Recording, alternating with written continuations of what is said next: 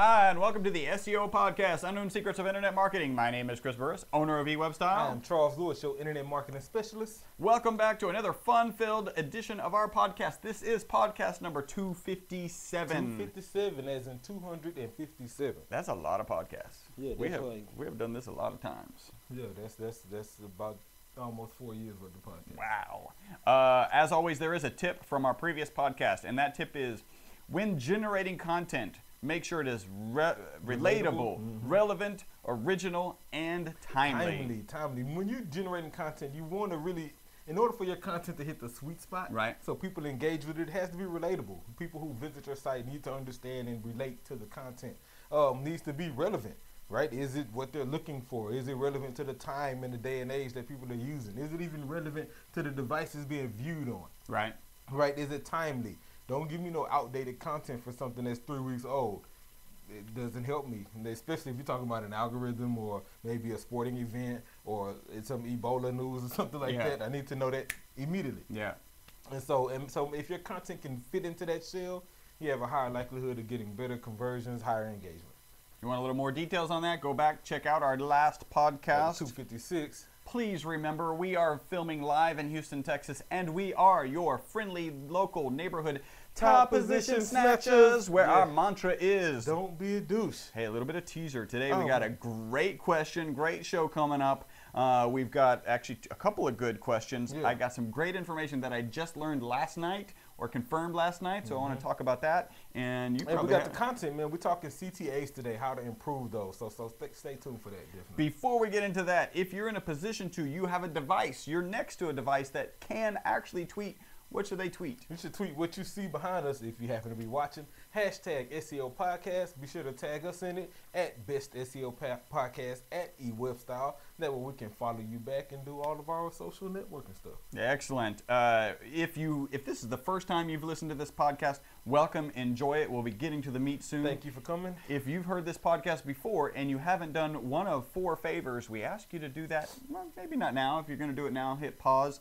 If you're going to do it a little bit later, great, we'll really appreciate it. And those things are, first, could you write us a review on our G Plus Local page? Yeah, really if you're an SEO, you know that G Plus Local reviews have a lot of value. So you would be doing us a nice, small, and powerful favor. So it's a little favor on your part, a big favor for us. Got to make that clear.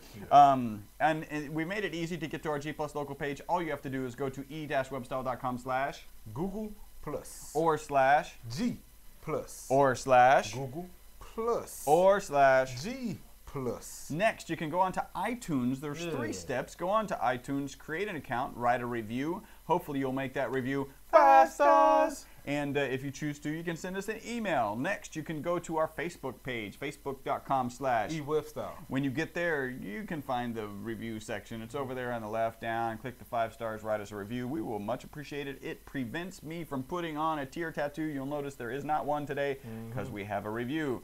Next, you can go on to Stitcher. Stitcher.com. What you could do, the easiest way is go to eWebstyle.com and click Stitcher in the right sidebar and then write a follow review. the prompts. It's pretty simple. First thing you'll see is write a review. So those are the 4 things. You can haunt us, stalk us, harass us. There are lots of ways to do that. Facebook.com/eWebstyle. YouTube.com/eWebstyle. Twitter.com/eWebstyle. And Instagram.com/eWebstyle. All of those. If you are a PHP expert, programmer extraordinaire, also good at WordPress, we need to talk. We're looking for people looking to work with world-class experts. Our phone number is, and the phone number for submitting that audio resume is 713-510-7846. As you can tell, we are a fun environment to work in. We're going to skip that till the end. We've got free website analysis. If you go to e-webstyle.com, you will find a free website analysis form somewhere. Fill it out, send it in. If you're really in a hurry to get it, make sure you reach out to us. It's not a problem. Do you have any algo cat? Yeah, got some algo cat. All right, now for our favorite segment, the algorithm cataclysm. Ooh, I'm sure Dean Calhoun enjoying that one. Don't fall over, Dean. So interesting algo cat. So a couple weeks ago, Google started rolling out Penguin 3.0. Right. And so, but they did release a statement that it would take several weeks for this rollout to happen. And so this is just an update. It's still rolling out. It's been 22 days since they started the Right. rollout. That's a big rollout.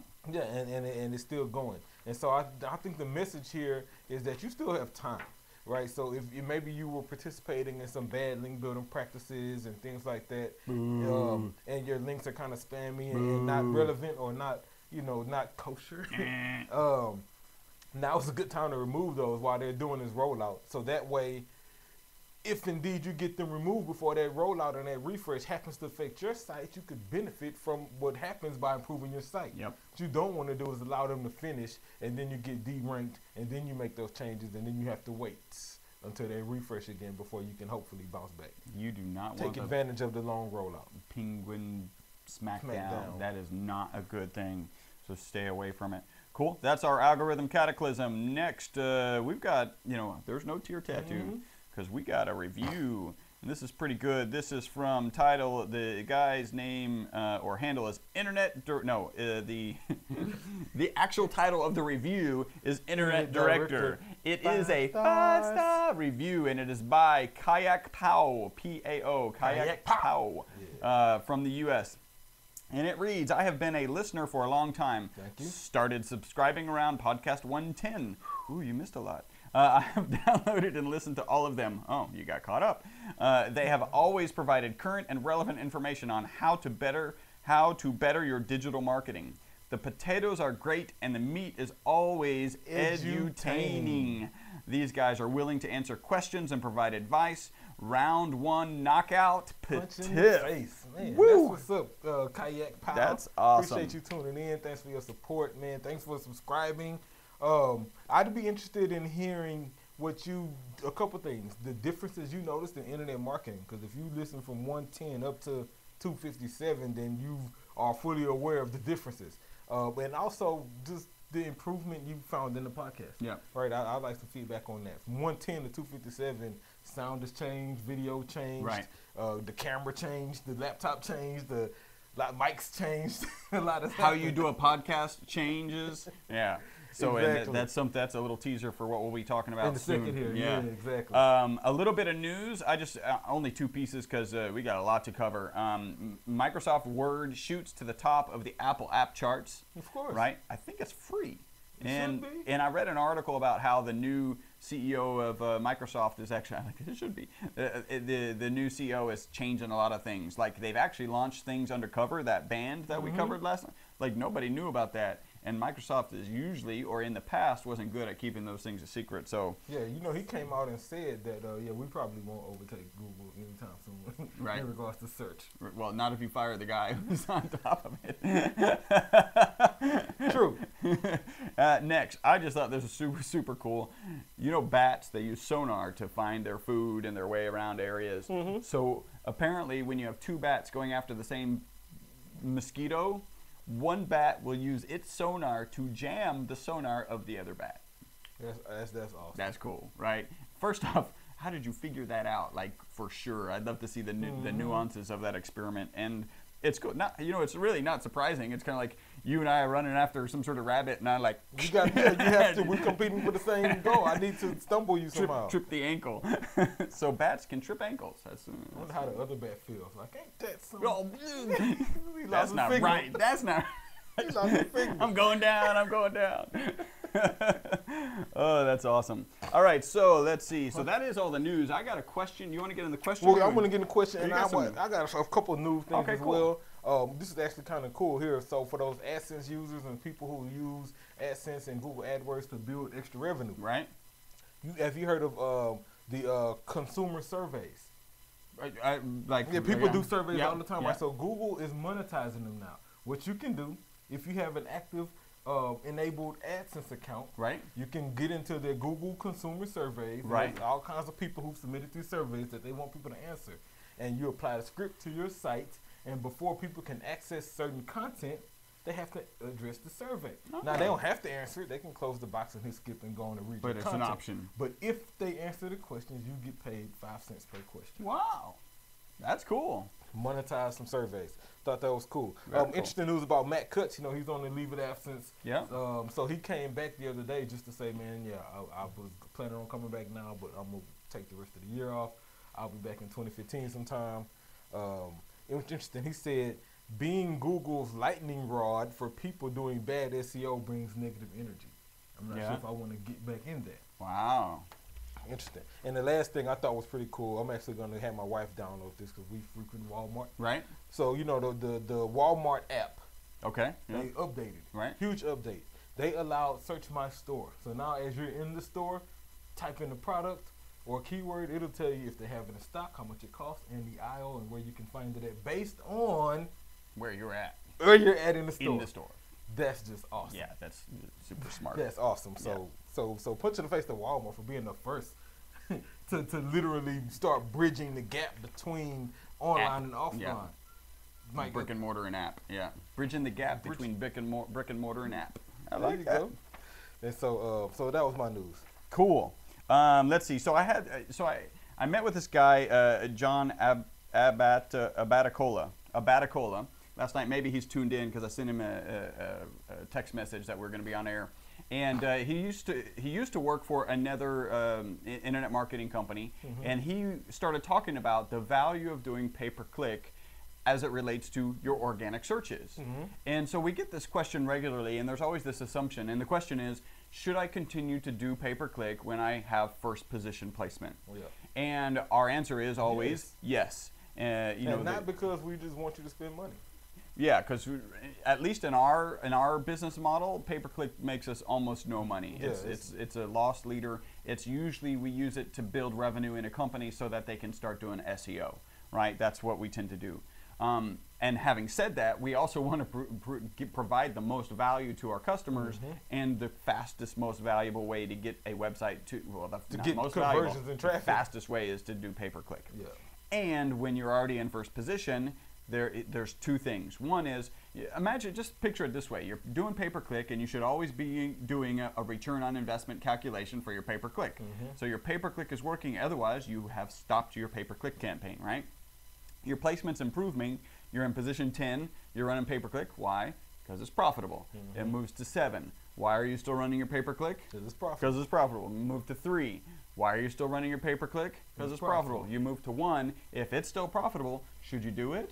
Of course. Now, not only should you do it because it's still profitable, but it turns out, and we've always said this, I just never saw specific data to corroborate this, which is that by having 2 positions on the first page, you have more credibility, and your organic link gets more clicks. Yeah, because they're both there. And what the inherent opportunity that a lot of people pass up is the ability to test ads. If you are ranking #1 organically, then you already top bidding, take advantage of that opportunity to show them different ads for those paid clicks. Different CTAs, different verbiage, different phone numbers.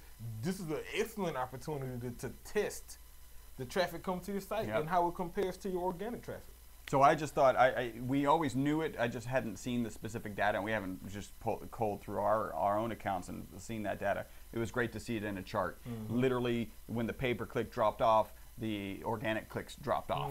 And when the pay-per-click turned it back on, the organic went back up. So that's pretty cool. John Abaticola, punch in the face to you. We'll be having coffee sometime soon if you're listening. Thanks for sharing that with us.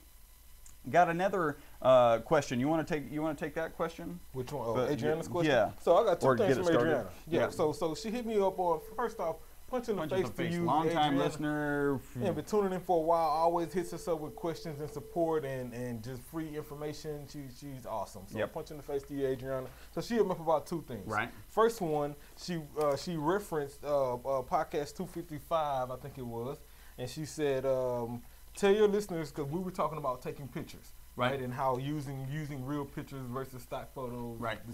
Much better. Yeah. So she says, tell your listeners, be careful when taking pictures all the time, as we advised.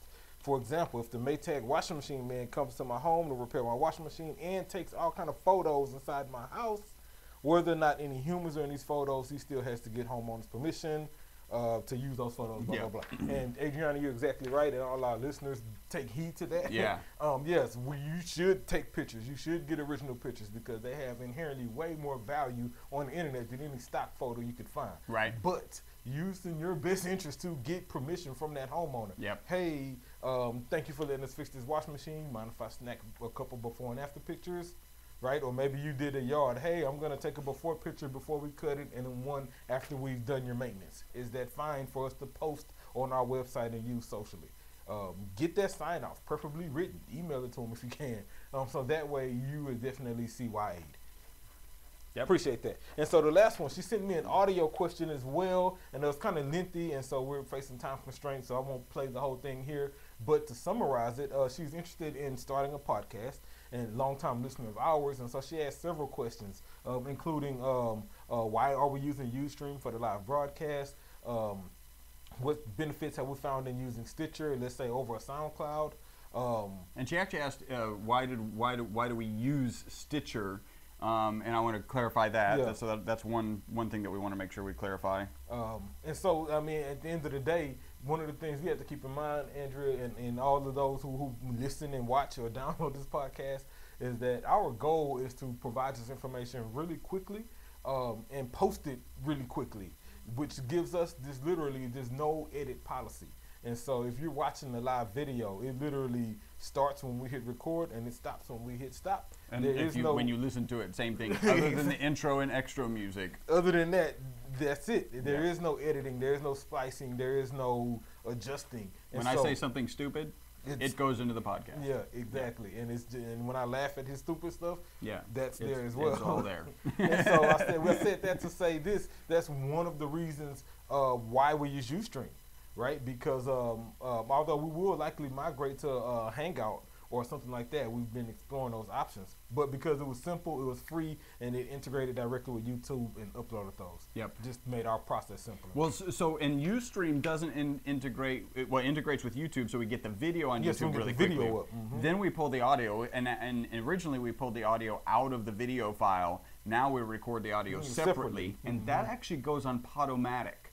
So I don't even know if Stitcher is a hosting platform. Yeah, we're not hosting them with Stitcher at all. Or Stitcher iTunes. just happened to be the most popular podcast Android app. Right. And so most of our Android users were using Stitcher. They actually brought that to our attention. Yeah. So we actually use a service called Podomatic, and I don't know how it compares to SoundCloud.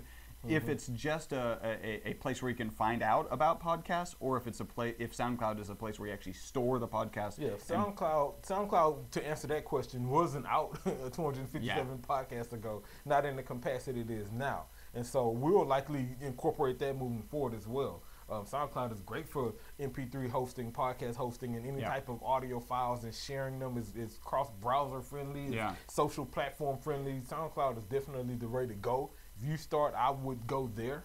Yeah. But it wasn't a SoundCloud when we started, and so we actually were hosting the files on our own server in the beginning, and then I found Podomatic, and we moved them over there and started uploading them over there, and that's been a really good service for us. So you might want to that helps. Yeah, double check that. Let us know. Make sure you send us a link to the podcast. I'd love to check out what you're talking about and everything. Excellent. All right, and so finally we've got this one email. It's a pretty long email, but it has a pretty simple short answer. So let's get into it. This is from Arbel Martin. It says, "I have a pretty urgent question." He's the director of marketing at a company called Vistamatic, who manufacture privacy glass for healthcare settings. So that's the glass that goes on the monitor to make sure people can't look at it from the side. I've been writing some knowledge-based articles and posting in groups in LinkedIn. We're actually having really good response. Great to hear. We LinkedIn know groups can work well. We need to do that more. Yeah. But one of the groups is international, and we've been getting a bunch of visits from Russia and similar countries from the article, which was good until now. Because we have Lucky Orange tracking. By the way, I don't even know what that is. Yeah, some analytics software. I'm assuming, yeah. I've noticed that we've started getting quite a few hits and even form submissions from a site called anti-free.ru and paradise.net. I went to these sites only to find out. Doesn't it? Like, who don't click that link? Only to find out that someone had posted the direct link to our sample page on these forums and wrote that we could get free samples. This is not at all true. First off, we don't give free samples.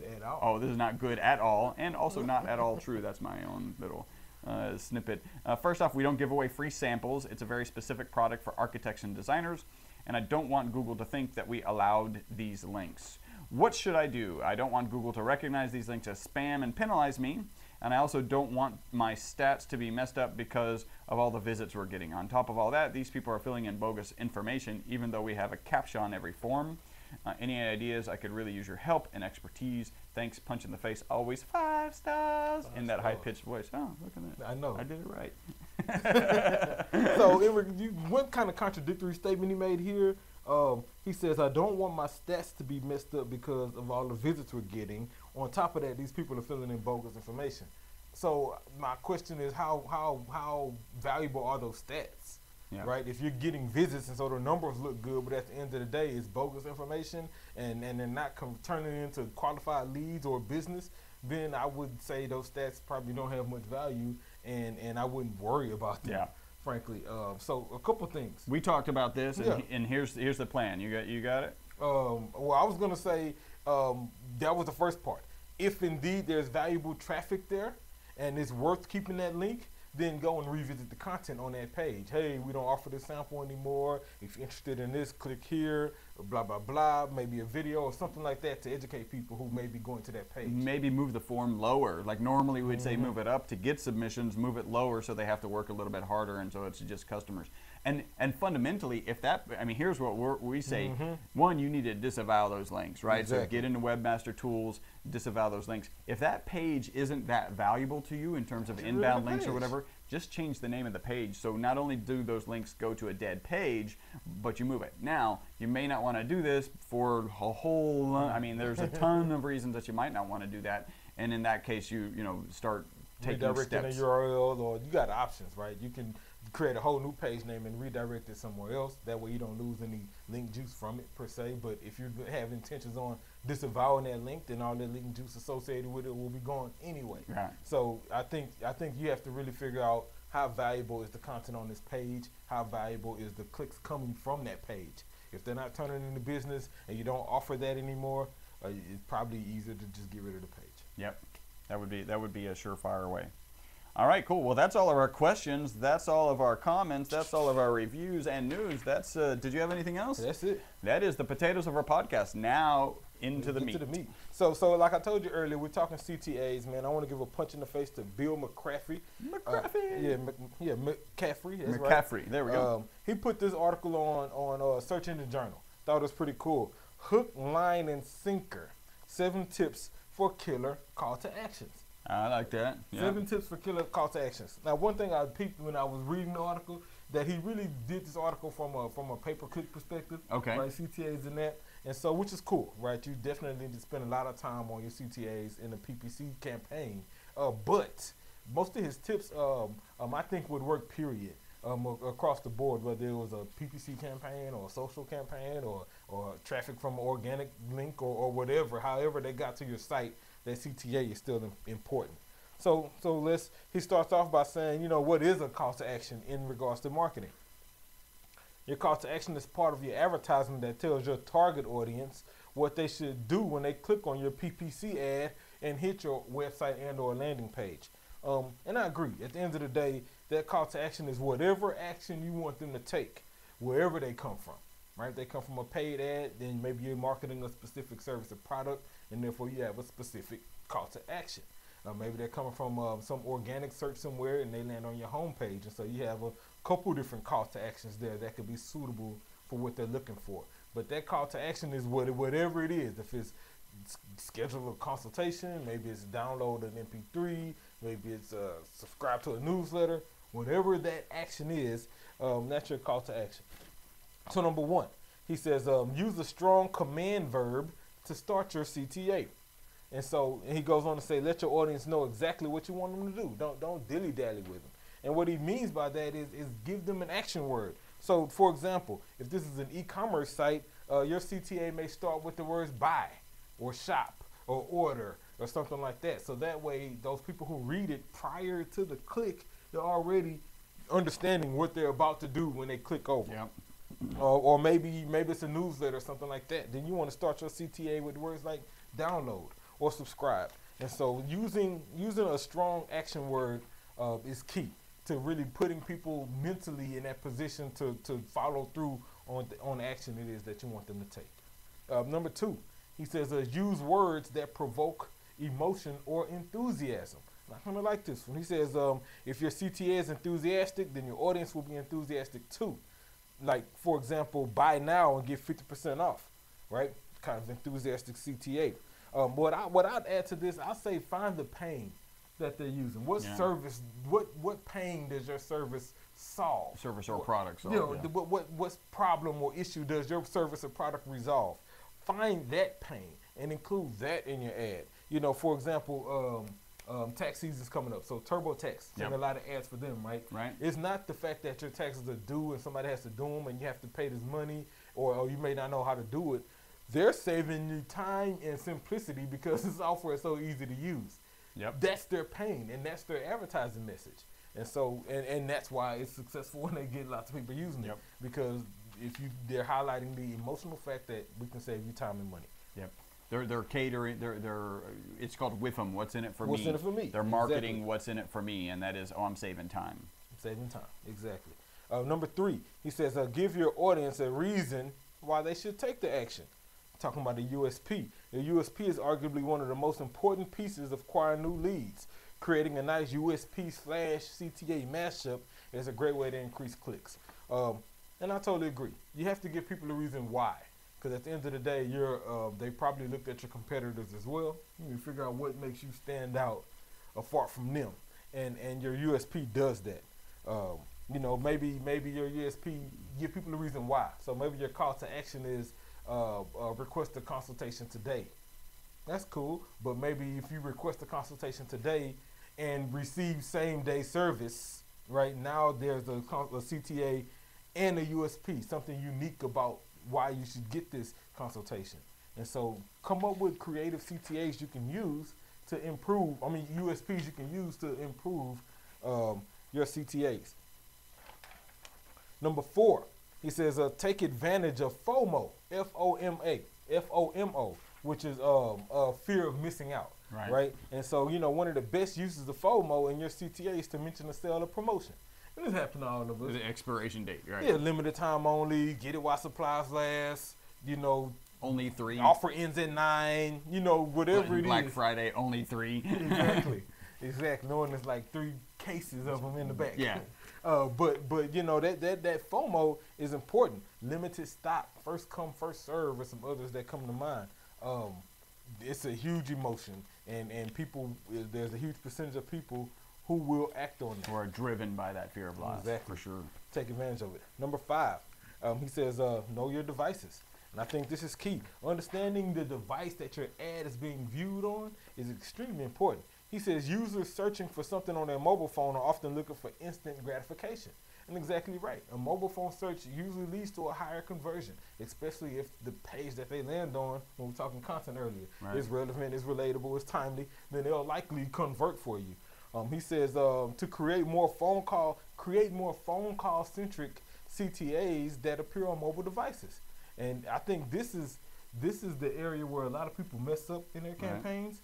They'll maybe do a generic campaign and send it out to desktops, tablets, and mobiles, when you should be changing your mobile strategy some, because they're in a higher position to convert. You want to include be more aggressive with it. You want to put people in a position to call you easier. And so that's really changing your ad and using things like call extensions. Right. We're talking PPC, right?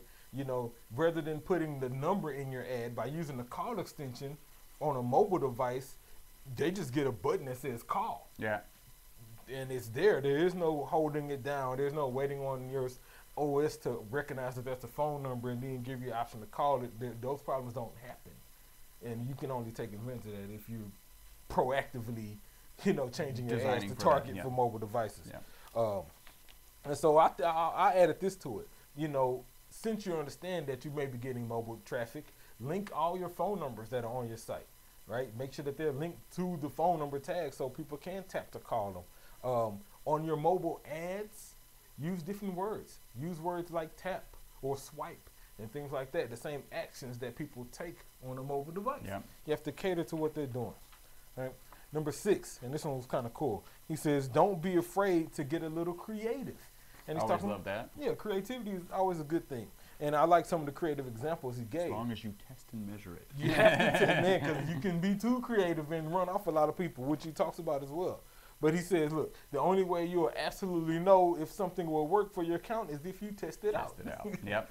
And so, you know, some of the examples he gave was like in regards to being creative. Instead of saying, check out today's deals, you could say, you know, ton of deals right now at your fingertips. Yep. Great for a mobile ad. Yeah, that's nice. Right? That's just fingertips. It works. Or fill out a form to get started, or instead, a healthier life starts now. Right? Or call today for more information, or don't miss out. We're a phone call away. Same messaging. One's more creative. One has bigger emotional attachment to it. One makes you feel like, you know what, I just might do that.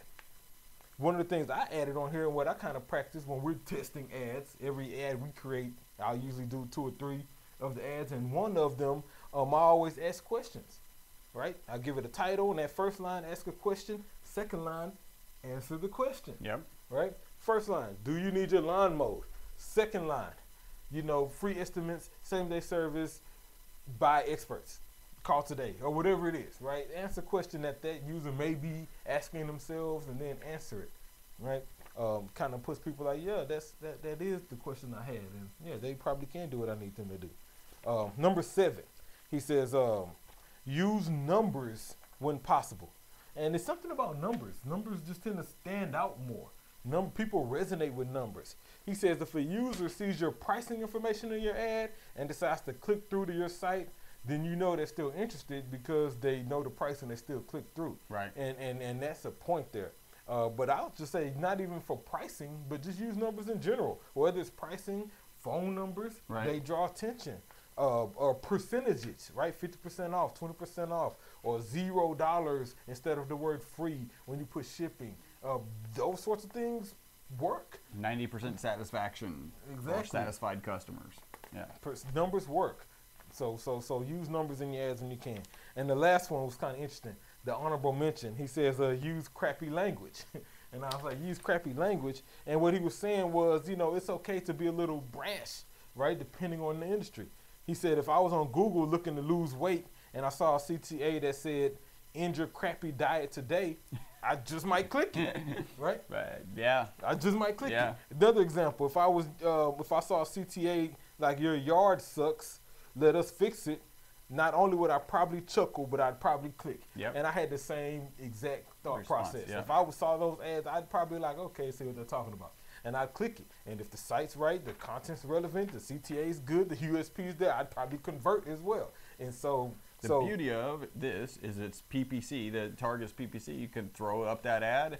Google will even tell you how successful it is because they may turn it off Exactly. if it's not successful. Or worst case scenario, after a couple of weeks of running it, you can look at the numbers and make your own decision. Yep. Hey, this ad underperformed, or this one performed really well.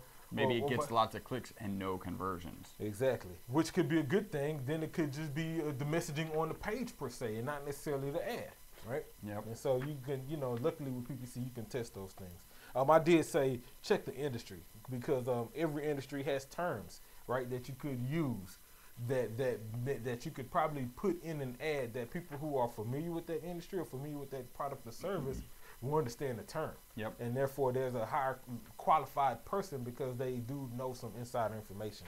So that's it. That was a good article. I'm trying to get this paperwork. Here we go. Billy McCaffrey, hook, line, and sinker, 7 tips for a killer call to action. Punch in the face. Punch in the face to you, dude. Great article. And I'll post this on Facebook so you guys can check it out. All right, while you were doing the meet, Dean actually chimed in and said, and I noticed this, I was doing a little research on SoundCloud. This is related to the podcast. On SoundCloud, you can't have all your data in one place. So it doesn't give you extensive how many people downloaded the song or whatever. Oh, the reporting. Right. So whereas in Podomatic, I've got good details about how many people viewed the RSS feed. And by the way, Stitcher and iTunes view the RSS feed. That's all they're looking at. Getting it. Yeah. And then how many people downloaded the actual, the particular episode or whatever. So thanks, Dean, for that. And say hello to Password. Oh, yeah. I love Password. So I got a little what news. All right. What? Yeah, this is what news is interesting. This what news goes out to all of the overly sensitive people out here who be quick to prejudge people. Yeah. So Progressive Insurance. Right. They started a new campaign with LeBron James. Okay. They called it FlowBron. Okay. Yeah. And yeah. so on the first commercial, Flo has on Chucks and this and that. They're playing basketball. LeBron has on a wig like her. Right. Flo Of Braun, course. right? Yeah. I thought it was great. I thought it was funny. Sounds like fun. Yeah. Yeah, I thought it was fun. And so immediately people start calling it racist, doing this and doing that. And I'm like, really? Come on. How do you get from that sounds like fun to that's racist? Exactly. So you know, he happens to be a race. And of a race, and so does she. So in that context, I guess it is racist. Yeah. And so part 2 of that, this is what kicking the shin almost goes to Jeff Charney. He's progressive CMO. Okay. So when he got the backlash from it, he released a statement. And his statement was, "We've paired the king of sports, LeBron James, with the queen of marketing." Here's where my what news comes in. With the queen of marketing, Flo, for a unique digital-first execution we're calling the Switch. Great plan, great marketing campaign. But Flo is not the queen of marketing. She's far from it. And so to put her in the same category as LeBron is the king of sports. Right. Right. Flo is not the queen of marketing. And so I think that was just All right. a proud CMO. I gotta ask you. Who would you say is the queen of marketing? Is there somebody who stands out? And so I would argue that he might be right in this current marketing climate, right? I mean, Oprah stands out. Martha Stewart pops in my Okay. mind. Queen of comparing to LeBron James. Although I think if you say, well, that's true. Comparing to throwing LeBron James. Yeah. I mean, even his marketing is probably actually more valuable, although you don't recognize him as a marketing figure per se, right? If you say, anyway, I can see his point, and he's the CMO. Yeah, exactly. He's supposed to say that. Yeah. He's supposed to say that. But, maybe if you'd have compared her to I don't know, Tony Parker, maybe. I mean, not LeBron. Like, Right. That's all I was saying. But anyway, That's I thought cool. the ad was great. I thought that the Switch was a great campaign, and I thought it was funny. So Yeah. those tend to work with insurance. And other than how we just described, not racist. Exactly. Not at all. All right, is that it? That's it. This has been podcast number 257. Thank you guys for tuning in. You guys, all of you all, have made us the most popular internet marketing podcast on iTunes. We really appreciate you. Dean, thanks for checking in. We've got Dean, great questions. appreciate Adriana, Dean, thank you. I get that everybody. wrong. Thank you guys so much. Until the next podcast, my name's Chris Burris. I'm Charles Lewis. Bye-bye for now.